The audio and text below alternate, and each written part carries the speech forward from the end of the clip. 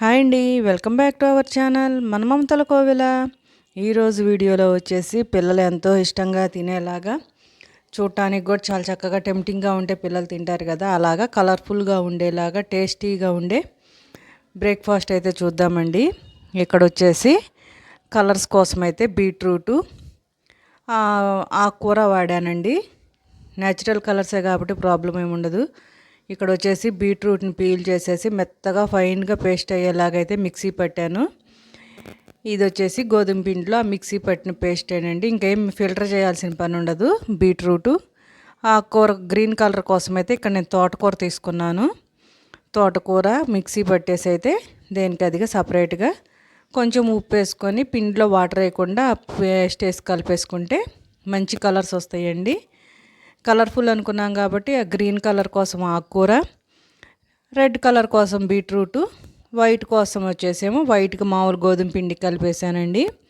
కలిపేసిన పిండిని మూడు సపరేట్గా చపాతీలు చేసుకొని ఒకదాని మీద ఒకటి మనకి ఏ కలర్ కావాలంటే ఆ కలరు అలాగా ఒకదాని మీద ఒకటి పెట్టేసుకొని దాన్ని రోల్ చేసుకోవటమేనండి, ఏముండదు.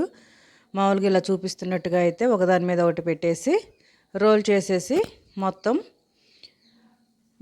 ఏముండదని కొంచెం గట్టిగా ప్రెస్ చేస్తే అతికేస్తుంది.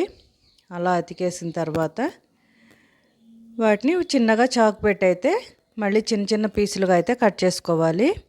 ఇలా కట్ చేసుకున్న తర్వాత అయితే చక్కగా మనకి పిండి కూడా మంచి కలర్ఫుల్గా కనిపిస్తుందండి. అదిగోండి, ఇక్కడ కట్ చేస్తే చూడండి, మనకి స్వీట్ షాపుల్లో అమ్ముతారు కదా, అలా అయితే స్వీట్ షాపుల్లో ఉన్నట్టుగా మంచి కలర్ఫుల్గా ఉంటుందండి.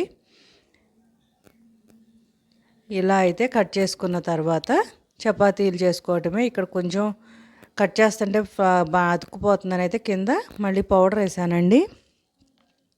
కొంచెం ఆకుకూర కదా, కొంచెం చూసుకొని కలుపుకోండి. పిండి చాలా బాగా వస్తాయండి, టేస్ట్ కూడా చాలా బాగుంటాయి. మేము ఎక్కువగా చేసేవాళ్ళం ఇంతకుముందు. మా పిల్లలు కూడా ఇలానే చపాతీ అంటే కొంచెం కలర్ఫుల్గా ఉంటే బాగుంటుంది కదా అని అయితే చేసేవాళ్ళం.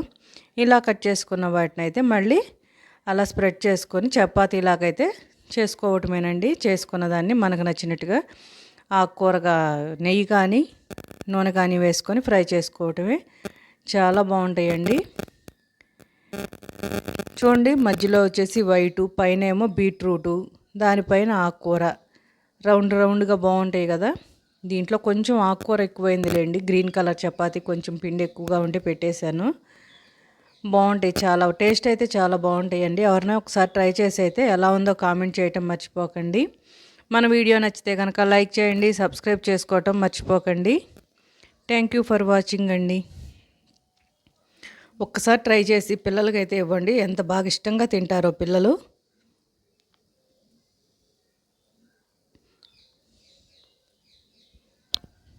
న్యాచురల్ కలర్సే కాబట్టి ప్రాబ్లం ఏమి ఉండదు, చాలా బాగుంటాయండి.